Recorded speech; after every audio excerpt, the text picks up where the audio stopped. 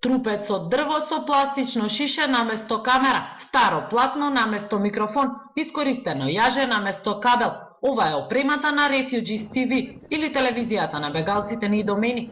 Махмут и Басил, новинар и камерман, двајца сиријски бегалци што се наоѓаат во импровизираниот камп на македонско-грчката граница, решија да формираат телевизија, но не вистинска, туку лажна. He woke up in the morning, then he found there is no journalist, no photographer, no media in here.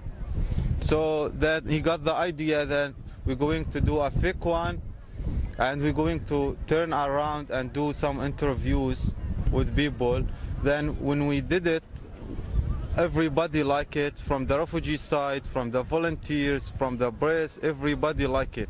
Во интервјуто објавено на YouTube, еден од членовите на новинарската екипа објаснува дека повеќето од медиумите на Идомени ја покажуваат само лошата слика за бегалците кога се тепаат меѓу себе или кога има проблеми, а никој не ја покажува позитивната страна. Со помош на волонтерите добиле и вистинска камера која ги следи новинарот и камерманот, а вестите од Идомени ги закачуваат на нивната Facebook страница. Some people, they are really tired, they want to speak about the problems, so we try to go to the families, for everybody in here, we speak to them, what's your problem in here, what do you want to say, what's your message to Europe.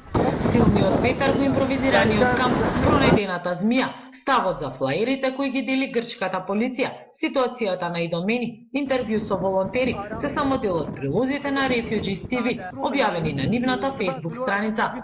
Според денешните официјални податоци од грчката влада во импровизираниот камп на македонско-грчката граница има 10.172 бегалци и мигранти, додека пак низ цела Грција бројката достигнува до 53.980 лица, од кои речиси 30.000 се наоѓаат во северниот дел на земјата.